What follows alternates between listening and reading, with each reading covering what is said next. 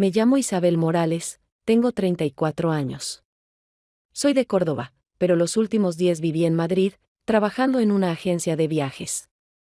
Allí siempre había ruido, teléfonos, reuniones, clientes de todas partes del mundo. Ahora, todo es distinto.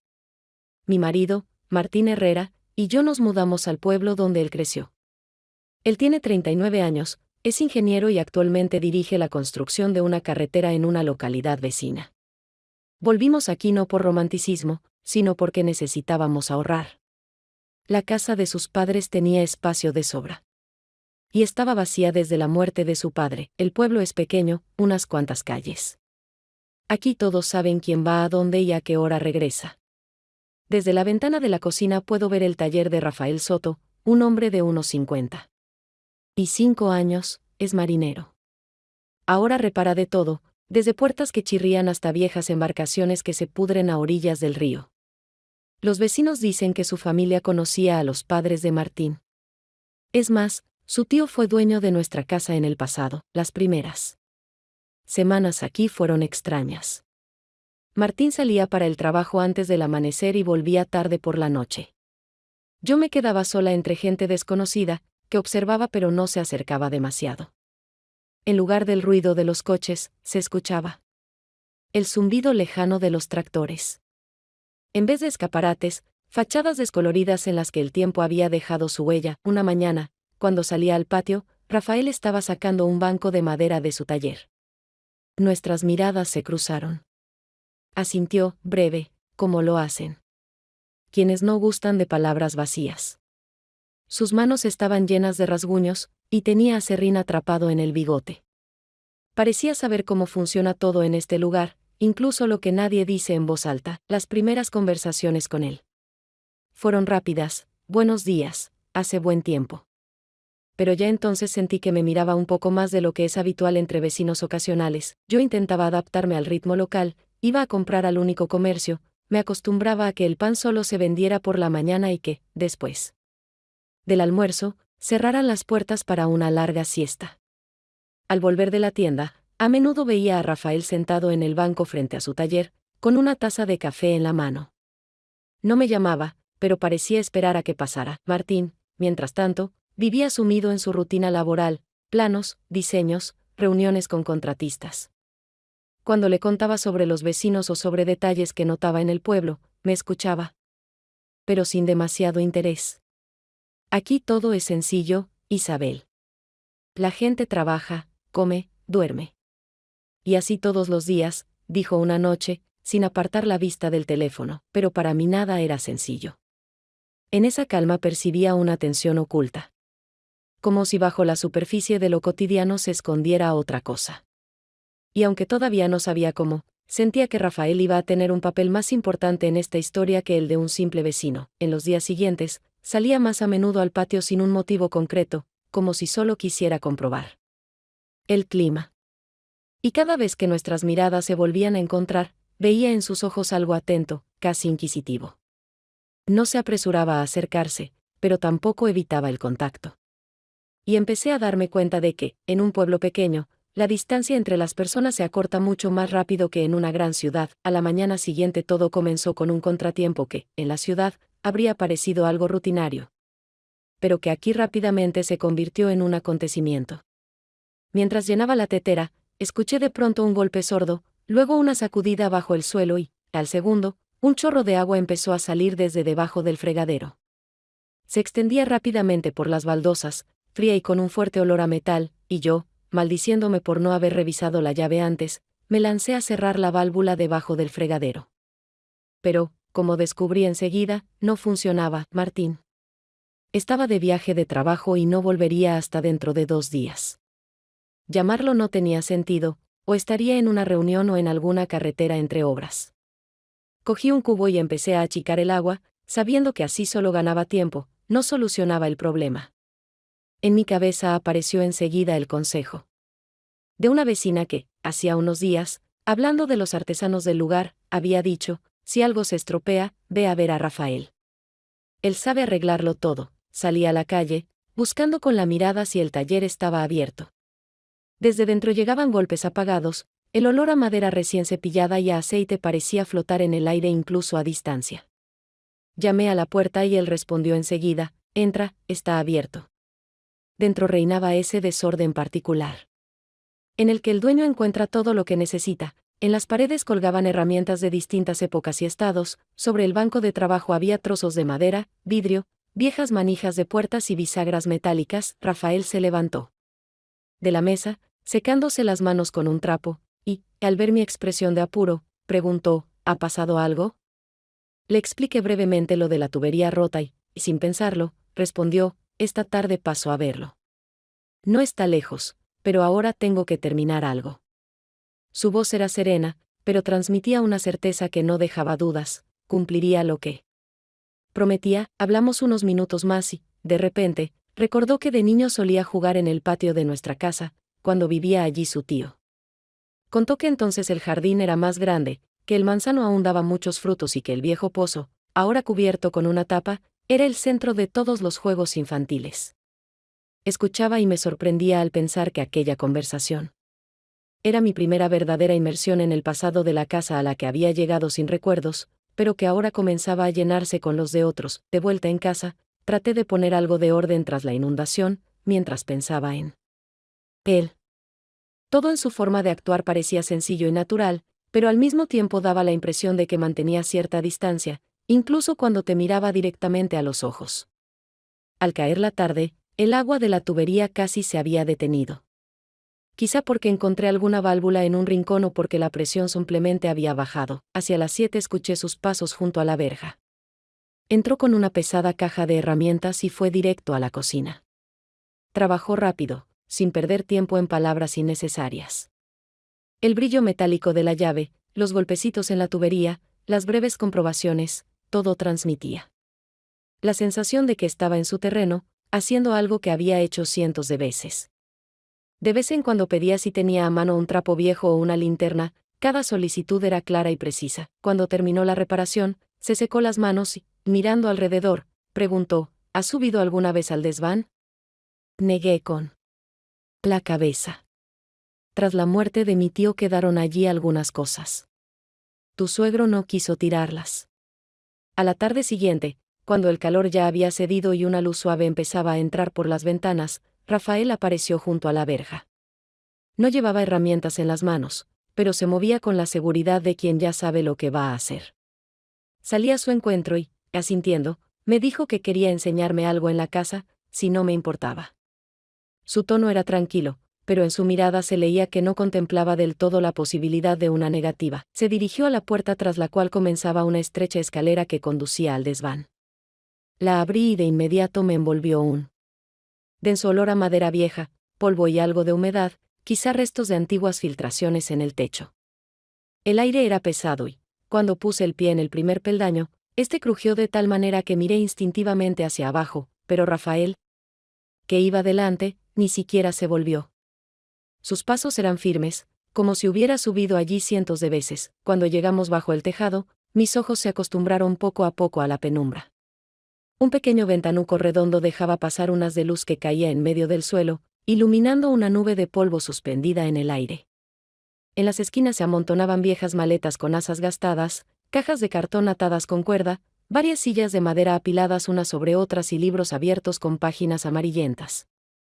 Vi un arcón oscuro, reforzado con esquinas metálicas. Y varios retratos enmarcados, colocados boca contra la pared. Rafael se acercó al arcón y lo abrió como si supiera que la cerradura no funcionaba. Sacó del fondo una pesada placa metálica con el número de la casa. Los bordes estaban oxidados, pero las cifras seguían nítidas. La miró durante más tiempo del que requeriría una simple inspección, y solo entonces, se volvió hacia mí. Dijo que aquella placa había colgado en nuestra fachada cuando vivía allí su tío, y que la recordaba desde niño. A su lado, vio una pequeña caja tallada en madera oscura. Los dibujos eran diminutos, en forma de ramas entrelazadas, y parecían hechos a mano. Abrió la tapa con cuidado y, dentro, había un trozo de encaje enrollado, ya oscurecido por el tiempo, y varias fotografías en blanco y negro. En una de ellas, una joven vestida de novia tomaba de la mano a un hombre con traje oscuro, se miraban con una simplicidad y una cercanía tan puras que me sentí intrusa en su memoria. Rafael contó que esa caja se la habían regalado a su tía el día de su boda, y que ella siempre la guardó junto a la cama. Luego, de forma inesperada, me la tendió. Dijo que cosas así debían vivir en la casa y no pudrirse bajo el polvo, y que quería que se quedara allí. Sus palabras fueron claras, sin un ápice de sentimentalismo, pero se notaba que ese gesto tenía para él un significado profundo. Tomé la caja, sintiendo un peso inesperado, y entendí que junto con ella sostenía un fragmento de historia ajena. Que, aunque no la había pedido, ahora formaba parte de mí. Mientras bajábamos, él volvió a recorrer con la mirada el desván, como queriendo grabar cada objeto en la memoria, y pensé que, desde ese momento, para mí la casa ya no sería solo paredes y techo. Esa noche, cuando el día ya se había apagado y sobre el pueblo colgaba una cúpula de cielo azul oscuro, la luz de la casa se fue de repente. Estaba sentada en la cocina con una taza de té y, al principio, pensé que era una simple avería, quizá un fusible quemado. Pero, al acercarme a la ventana, noté que la oscuridad no cubría solo nuestra casa. Toda la calle, desde mi patio hasta el taller de Rafael, estaba sumida en penumbra, salvo una farola lejana que parpadeaba débilmente en la esquina, apenas dibujando los contornos de las casas. En las habitaciones reinaba una oscuridad densa, y el silencio se volvió aún más palpable. Cogí una vieja linterna de mano de la estantería junto a la puerta, la encendí, y un haz estrecho recortó de la oscuridad objetos familiares, dándoles formas extrañas. Al salir al patio, el aire se sentía más fresco, y el olor de la humedad reciente de los campos se mezclaba con un leve aroma a madera que venía del lado del taller. Al llegar a la verja, vi que Rafael caminaba con paso firme desde su taller. Su figura destacaba en la oscuridad gracias a una pequeña linterna que sostenía baja, iluminando el camino frente a él. Cuando se acercó, le escuché decir, con calma pero con un matiz de concentración, que había visto una chispa en uno de los cables justo antes de que se cortara la luz, y que quería comprobar si no había una avería más seria. Hablaba como quien está acostumbrado a estas situaciones, y supe que, en su presencia, no necesitaba tener todas las respuestas técnicas. Él sabía qué hacer. Nos acercamos al cuadro eléctrico, situado en la pared exterior, junto al trastero. Rafael me pidió que sostuviera la linterna para que el haz cayera directamente sobre los cables. Me coloqué a su lado, tratando de orientar la luz, y en ese momento nuestros hombros se rozaron apenas. Fue un contacto normal, casi imperceptible, que podría haber pasado por casualidad, pero él no se apartó ni cambió de posición. Sentí el calor de su brazo a través de la fina tela de la camisa y comprendí que esa cercanía se percibía. De otra manera que cualquier otra, él examinaba cada cable con atención, inclinándose para revisar las conexiones, retirando aisladores viejos y dejándolos a un lado. Sus movimientos eran precisos y seguros, sin gestos innecesarios. De vez en cuando preguntaba, en voz baja, si tenía repuestos de fusibles o me pedía un destornillador, y cada vez me sorprendía intentando responder rápido, como si me importara demostrar que podía serle útil. Al cabo de unos minutos, sacó un fusible nuevo, lo colocó en lugar del viejo y comprobó el ajuste. La luz no volvió de inmediato, pero al minuto una farola en la esquina se encendió, y detrás de ella, algunas lámparas de los vecinos. Él suspiró, dijo que eso bastaría hasta la mañana, pero que al día siguiente sería mejor llamar a un electricista de la ciudad para revisar toda la línea. Seguimos de pie, uno junto al otro, aunque ya no había razón para quedarnos junto al cuadro eléctrico. No me apresuré a entrar en casa, y él tampoco se movió hacia la suya. Cuando por fin se dirigió a la verja, al pasar junto a mí, rozó apenas mi mano. Ese toque fue tan sutil como inequívoco, y entendí que, después de esa noche, nuestras conversaciones ya no podrían seguir siendo simplemente amistosas. A la mañana siguiente, cuando la niebla sobre las huertas ya se había disipado y el sol empezaba a calentar lentamente la tierra, escuché unos golpes sordos en la verja. Al abrir, vi a Rafael con una pequeña pieza de madera envuelta en un trozo de tela limpia. Me dijo que había terminado de reparar la manilla de la ventana que yo había mencionado unos días atrás, y añadió que lo mejor sería instalarla ahora, mientras el clima estaba seco y estable. Su tono era natural, sin ruego ni orden, pero con esa seguridad que hacía imposible que yo me negara. Entramos en el patio, y propuso trabajar bajo el viejo manzano que crecía casi en el centro. Sus gruesas ramas, arqueadas bajo su propio peso, creaban una sombra donde, incluso en el día más caluroso, se podía encontrar frescor. Algunas manzanas ya mostraban manchas rojas, aunque faltaban aún varias semanas para la cosecha. Bajo el árbol había una vieja silla con el asiento desgastado, y decidimos colocar la hoja de la ventana cerca para que pudiera trabajar cómodo. Desenvolvió la tela, sacó la pieza y empezó a fijarla a la ventana, trabajando despacio pero con seguridad.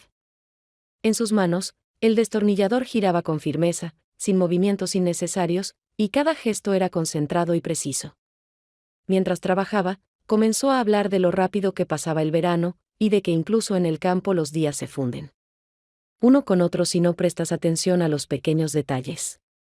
Recordó que antes creía que la vida se decidía con grandes elecciones, pero que con el tiempo había comprendido que, en realidad, está hecha de pequeños momentos que o los captas y aprovechas, o se te escapan para siempre. Yo escuchaba y sentía que esas palabras no eran casuales. No había en su voz intención de impresionar, pero sí un peso que me obligaba a pensar. No me miraba directamente, pero sabía que cada frase no estaba destinada solo a llenar el silencio, sino para que la recordara. Me sentía tranquila, esa tranquilidad rara que pocas veces se siente en presencia de alguien casi desconocido. Cuando terminó el trabajo, levantamos juntos la hoja de la ventana y la colocamos en su sitio. No se apartó, se quedó de pie muy cerca. Sus movimientos fueron lentos, como dándome tiempo para entender lo que estaba a punto de pasar. Se inclinó y me besó en los labios, breve pero con seguridad. Sentí un ligero sabor a café y tabaco. Y en lugar de la incomodidad habitual, apareció una sensación inesperada de que aquello era lo correcto. Se apartó solo un paso, me miró fijamente y dijo que la manilla ahora duraría muchos años más. Luego tomó sus herramientas y se dirigió a su taller, mientras yo me quedaba bajo el manzano, sabiendo que, desde ese momento, nuestras conversaciones ya no serían como antes. Unos días después comenzó en el pueblo la feria anual, esperada por casi todos los vecinos. Desde temprano, en la plaza principal empezaron a aparecer puestos de madera cubiertos con telas de colores, y entre ellos colgaban guirnaldas de pequeñas bombillas que, por la noche, convertirían todo en una trama luminosa. Las calles estrechas, normalmente casi vacías, se llenaron de murmullos, de olores a repostería recién hecha, carne asada y especias. Los vendedores forasteros ofrecían verduras, frutas, miel, quesos caseros, artesanía en madera, barro y metal. La gente se saludaba, intercambiaba noticias, y los niños, con unas monedas en la mano, corrían de un lado a otro eligiendo golosinas. Decidí dar una vuelta entre los puestos para empaparme del ambiente festivo y, quizá, comprar algo para la casa. Entre los pasillos había que moverse despacio, esquivando cestos con verduras y bandejas de pan. Cuando ya casi llegaba al final de la plaza, vi a Rafael. Estaba junto a un puesto de telas, observando atentamente rollos con distintos estampados. A su lado estaba Lucía, la viuda que vivía frente a nuestra casa. Ella sostenía un corte de lino claro, se lo mostraba y ambos reían, como si compartieran un chiste que solo ellos conocían.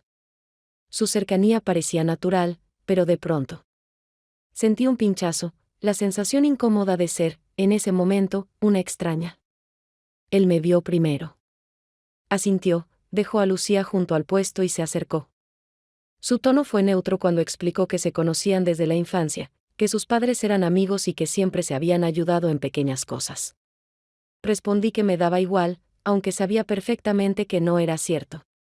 Él me miró con atención y sonrió apenas, como si hubiera entendido más de lo que yo quería mostrar, pero sin insistir en el tema. Intercambiamos algunas frases sobre la feria, sobre lo concurridas que estaban las calles, y volvió con Lucía, que ya estaba pagando la tela.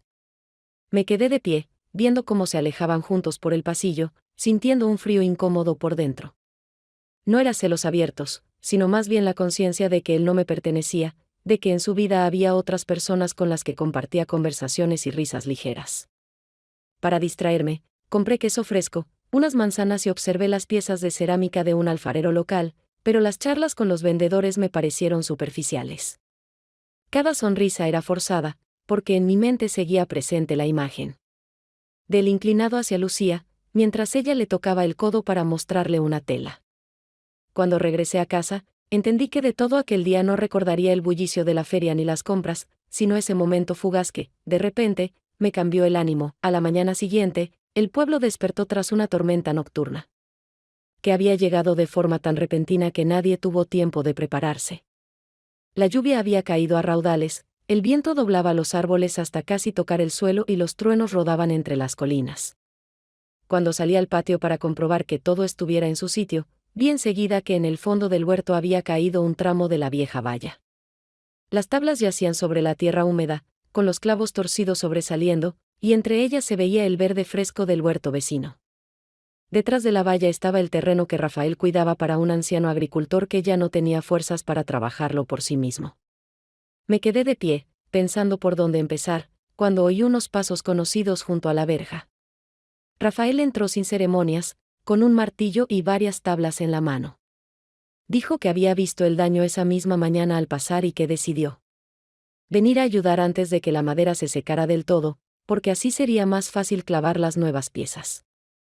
En su voz no había pregunta, solo la firme certeza de que empezaríamos el trabajo de inmediato. Fuimos hasta el lugar donde la valla se había caído y él empezó enseguida a limpiar la zona de restos, apartando las tablas viejas a un lado.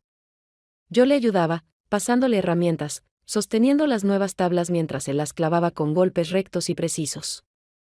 El viento todavía soplaba a ratos desde la esquina, arrojándonos a la cara pequeñas gotas de agua que quedaban en las hojas del manzano y en los arbustos de grosellas.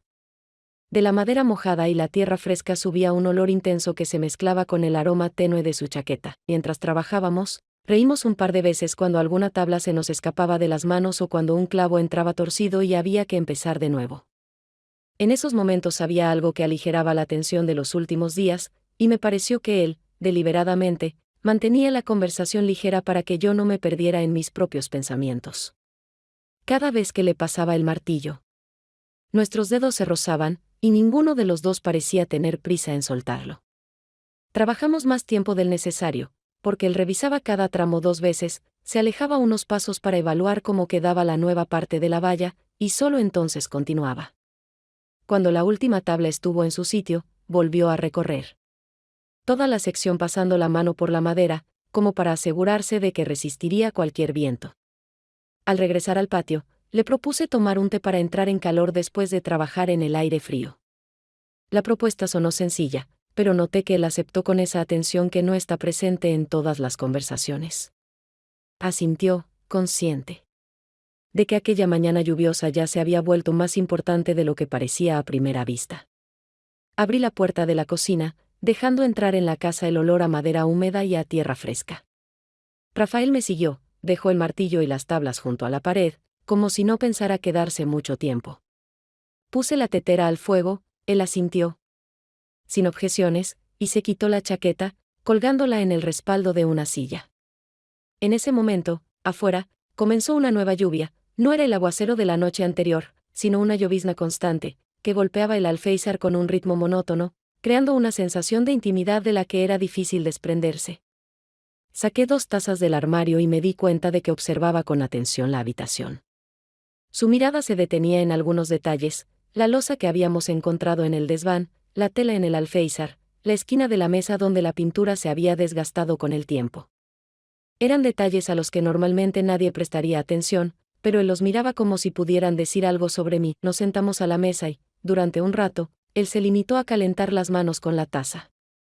Luego, sin preámbulos, dijo que, hace muchos años, había dejado en Lima a una mujer que lo amaba. Habló en voz baja, sin mirarme, como si aquellas palabras se dirigieran más a sí mismo que a mí. Explicó que entonces pensó que hacía lo correcto, porque no quería cargarla con sus planes y su vida nómada, pero que, desde entonces, evitaba las cercanías que podían volverse verdaderas. En su voz no había excusas ni petición de compasión, solo un reconocimiento sereno de cómo eran las cosas. Yo lo escuchaba, sorprendida pero con una comprensión silenciosa. Eso explicaba su cautela en las palabras, su habilidad para estar cerca sin dar pasos de más, pero tampoco alejándose del todo. Afuera, la lluvia caía con más fuerza, y ambos volvimos la vista un momento hacia ese sonido, como si ayudara a ordenar los pensamientos. Rafael dejó la taza en la mesa y, sin cambiar el tono, dijo que no sabía por qué había decidido contarme esto precisamente a mí. Luego se inclinó hacia mí y me besó, esta vez de otro modo, sin prisa, como si quisiera que sintiera cada instante. Le respondí, y no fue por impulso ni para llenar un silencio, Fue una decisión consciente. Cuando nos separamos, en la habitación. No había cambiado nada, la misma mesa, la misma lluvia, pero yo sabía que ahora la casa guardaría un secreto más. Terminó su té, me dio las gracias y se levantó, como si no quisiera quedarse más de lo necesario, pero antes de salir se detuvo en la puerta y volvió a mirarme con esa mirada que no hacía preguntas, pero que decía más que cualquier palabra. Unos días después de aquella conversación y de la lluvia, Martín volvió de su viaje de trabajo. Llegó por la noche, cansado pero con un humor inusualmente animado, y desde la puerta empezó a hablar sobre el avance en la construcción de la carretera, sobre la nueva maquinaria que habían traído y sobre la posibilidad de terminar antes de lo previsto uno de los tramos. Yo lo escuchaba, pero por dentro estaba concentrada en otra cosa, en lo que había pasado en la cocina con Rafael y en cómo comportarme ahora. Después de cenar, mientras recogíamos la mesa, Martín dijo de pronto que quería invitar a Rafael para agradecerle la ayuda con la valla. No tuve tiempo de encontrar una excusa convincente para negarme, y cualquier negativa habría parecido extraña. Tomó el teléfono, llamó y, en pocos minutos, me informó de que Rafael había aceptado. Y que vendría al día siguiente por la noche.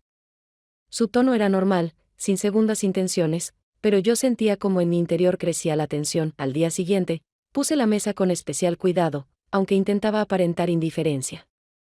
Martín trajo del sótano una botella de vino que guardaba para una ocasión especial y la colocó en el centro. Cuando sonó el timbre, fui a abrir y encontré a Rafael con una pequeña caja envuelta en papel craft. Explicó que traía queso casero de un anciano agricultor al que ayudaba a cuidar sus tierras. Intercambiamos unas pocas palabras y entró, saludando a Martín como si hiciera mucho que no se veían, aunque habían hablado apenas una semana antes. Durante la cena, hablaron sobre todo de trabajo. Martín contaba las dificultades con los contratistas, Rafael hacía preguntas, añadía historias de su propia experiencia en reparaciones y construcción. Yo estaba sentada entre ambos, sirviendo el vino, acercando los platos, y al mismo tiempo percibiendo cada cruce de miradas con Rafael. Eran breves, pero lo bastante elocuentes para saber que él recordaba lo mismo que yo. Martín bromeaba, reía de vez en cuando, y me parecía que no notaba nada fuera de lo habitual. Pero en un momento, cuando sentí una mirada especialmente fija de Rafael, me pasó por la cabeza la idea de que quizá Martín sospechaba más de lo que mostraba.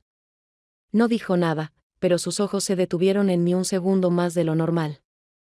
Antes de volver a la conversación con el invitado, cuando terminó la cena, recogimos juntos la mesa. Rafael agradeció y dijo que prefería no quedarse hasta tarde, porque a la mañana siguiente debía abrir el taller. Martín lo acompañó hasta la puerta y se intercambiaron unas palabras que no alcancé a oír. Cuando la puerta se cerró, sentí que el aire en la habitación se había vuelto más pesado, aunque por fuera todo siguiera igual que antes de su llegada. La semana siguiente, cuando el sol apenas comenzaba a calentar las estrechas calles del pueblo, decidí ir al mercado para comprar verduras frescas y pan. Incluso antes de llegar a la plaza, percibí ese bullicio especial de los fines de semana, el murmullo de las voces entrelazado con los gritos de los vendedores, el aroma de las verduras frescas mezclándose con el del café de la pequeña cafetería, donde unos hombres estaban sentados en una mesa comentando las noticias. Saludé, como siempre, a María, la vendedora de tomates, y antes de poder sacar la bolsa, vi a Lucía de pie junto al puesto de telas. Su mirada se deslizó sobre mí y, en lugar de su habitual sonrisa cálida, apenas asintió con la cabeza. Su rostro permaneció tenso, como si evaluara si valía la pena decir algo. Cuando me acerqué, me lanzó un breve «buenos días», y enseguida se volvió hacia la vendedora, empezando a examinar rollos de algodón, fingiendo que no le interesaba hablar conmigo. Sentí como las miradas lentas y calculadas de varias mujeres, sentadas en el banco de enfrente, se dirigían hacia mí. Aunque continuaban charlando animadamente entre ellas, había algo revelador en las pausas entre palabras, como si dejaran espacio en el aire para frases que deliberadamente no pronunciaban en voz alta. En la tienda de comestibles ocurrió algo parecido. El dueño me saludó como siempre, pero dos vecinas que elegían aceite guardaron silencio cuando pasé junto a ellas y fingieron examinar las etiquetas, aunque en realidad esperaban a que yo terminara mis compras.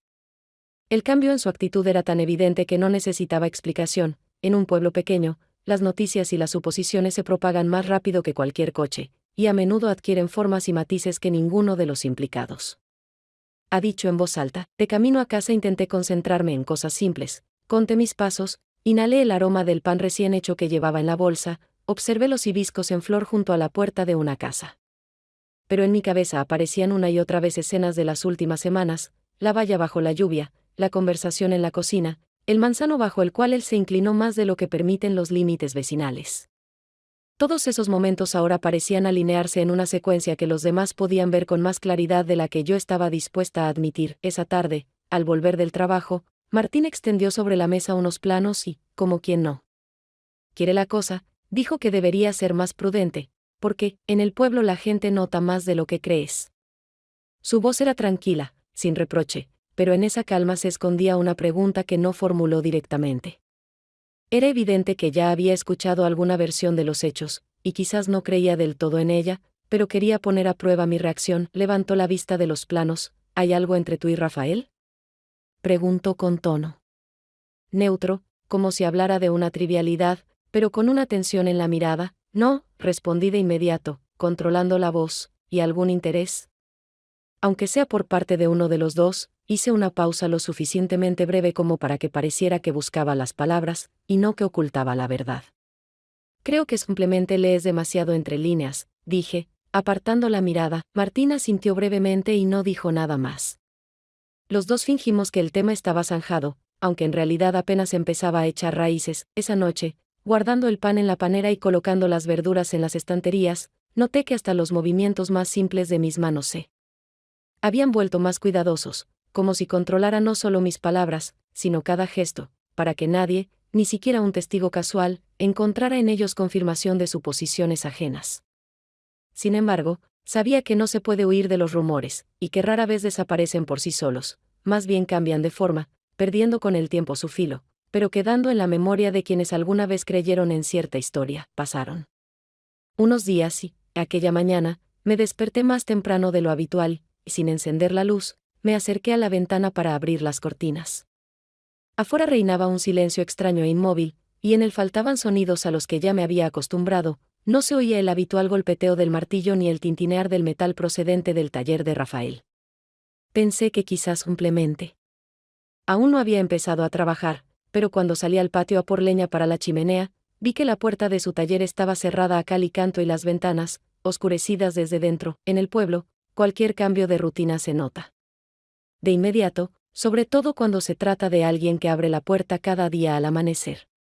Involuntariamente recordé la tarde anterior. Estaba regando las flores bajo la ventana cuando oí que alguien se detenía al otro lado de la valla. Al mirar a través de las ramas, vi a Rafael. Estaba de pie junto a la puerta, con el teléfono móvil apretado contra la oreja. Hablaba en voz baja pero rápido, de vez en cuando cerrando el puño de la mano libre, como intentando contener las emociones. 2 veces miró por encima del hombro y, cuando nuestras miradas se cruzaron un instante, asintió brevemente, sin interrumpir la conversación. No alcancé a oír el contenido de sus palabras, pero algo en su comportamiento me indicaba que aquella llamada era importante e inesperada. Después de comer, me encontré con Lucía junto a la carnicería. Llevaba una pequeña bolsa y claramente tenía prisa, pero aún así se detuvo para intercambiar unas palabras.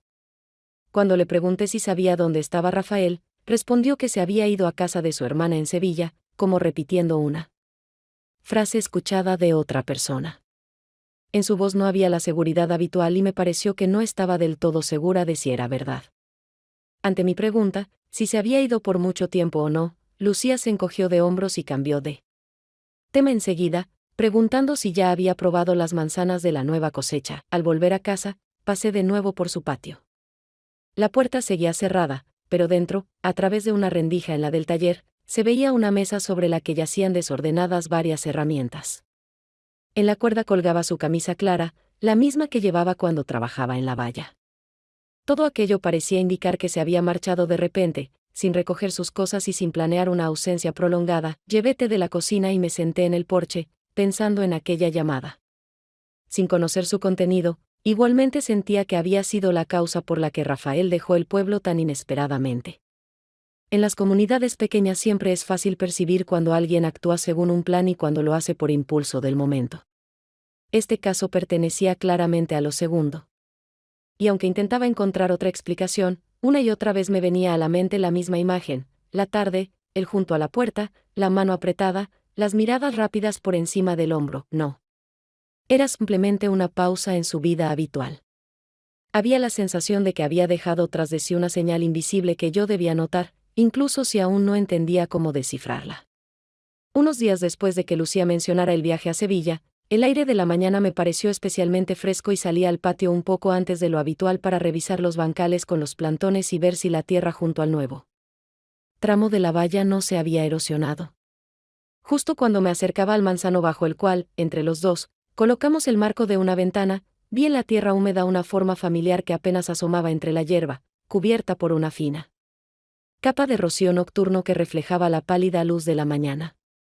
Y en esa familiaridad había algo inesperado, como si un objeto que debería estar guardado en lo alto del desván apareciera de pronto aquí, en el lugar donde alguna vez hablamos de cosas pequeñas sin nombrar lo esencial. Me agaché, aparté unas hojas y tomé entre las manos la placa con el número de nuestra casa, la misma que Rafael y yo encontramos en un arcón oscuro bajo el tejado y que yo había querido limpiar, pero nunca lo hice.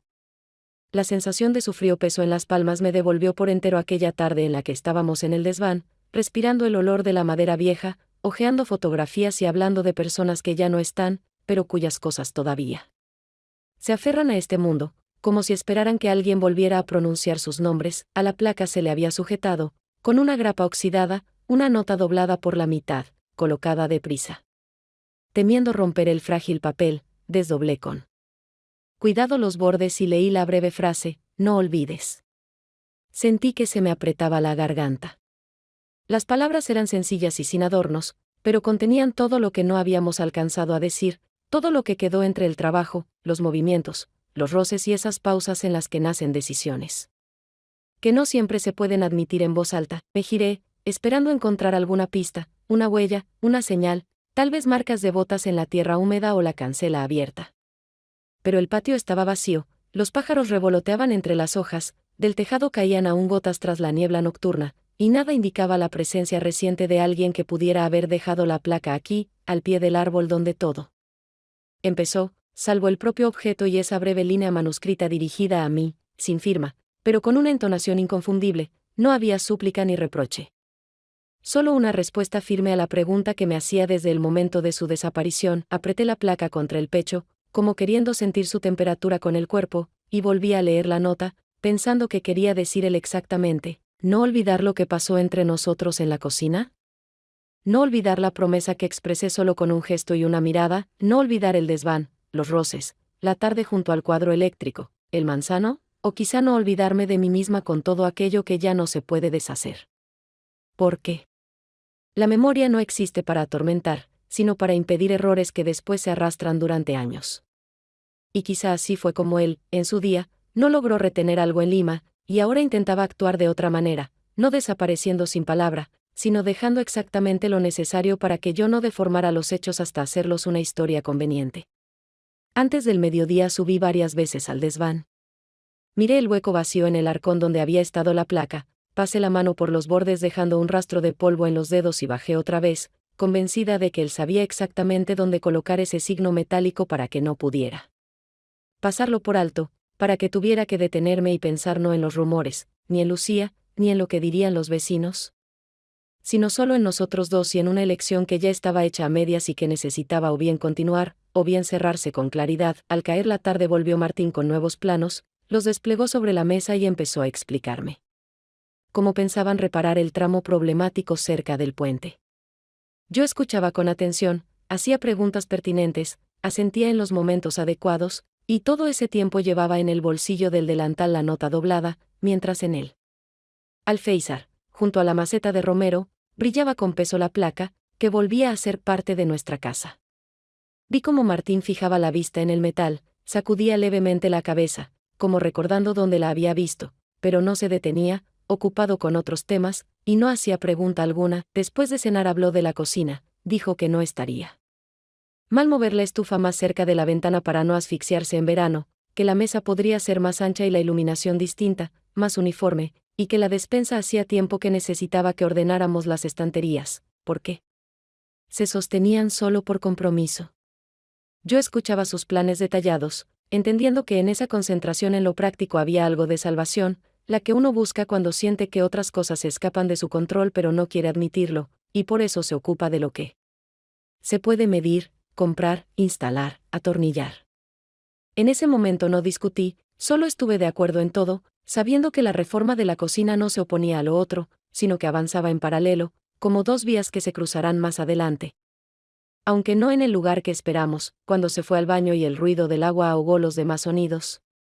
Tomé la placa, miré otra vez sus cifras desgastadas, la puse junto a la nota, pasé el dedo por las letras, sentí la ligera aspereza del papel y comprendí que aún esperaba una casualidad repetible, aunque sabía que esas casualidades no existen, y que la persona capaz de traer este objeto en el momento en que su ausencia se hace insoportable no da pasos inútiles, solo aquellos que tienen sentido.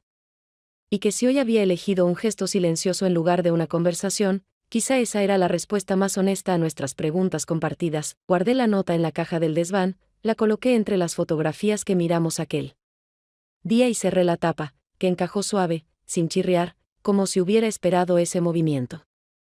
Después volví a la cocina, acerqué la placa al borde del alféizar y la dejé allí, para que le diera la luz de la lámpara que Martín había instalado hoy en lugar de la que se había fundido. Pensé que quizá mañana por la mañana me despertaría y decidiría por fin colocarla en la fachada, en el lugar que le corresponde, no como signo de un pasado ajeno, sino como parte de nuestro presente. Cuando nos acostamos, Martín habló largo rato sobre dónde poner los nuevos enchufes. Y qué azulejos elegiría. Yo escuchaba, respondía, estaba de acuerdo, pero en el fondo de mi conciencia seguía volviendo al breve, no olvides, que no me dejaba transformar los acontecimientos de ayer en algo ajeno. Me parecía oír como en el jardín el viento movía las hojas del manzano, aunque la noche estaba casi en calma, y en ese leve susurro no había simbolismo inventado, sino la simple presencia física del lugar donde había estado la placa, donde hablamos sobre una estación que pasa más rápido de lo que parece, y donde una vez quedó claro que ningún paso nuestro es inocente si conduce a algo que cambia la vida. Antes de dormirme, repasé mentalmente todos los detalles de ese día y la idea de que no todas las puertas pueden cerrarse, por mucho que se quiera, no sonaba como una conclusión solemne, sino como una constatación práctica, parecida al consejo de un maestro que ve un marco torcido y dice que se puede cepillar, reforzar, calzar, pero que hay casas cuyo cimiento hundido no permite una geometría perfecta. Y entonces hay que vivir con esa desviación, entendiendo su naturaleza y sin fingir que todo está recto. Porque a veces aceptar la imperfección da esa calma por la que se hacen reformas, se cambian cables y se cuelga en la fachada una placa con un número que no solo recuerda la dirección, sino también el camino por el que llegaste hasta el lugar en el que estás ahora.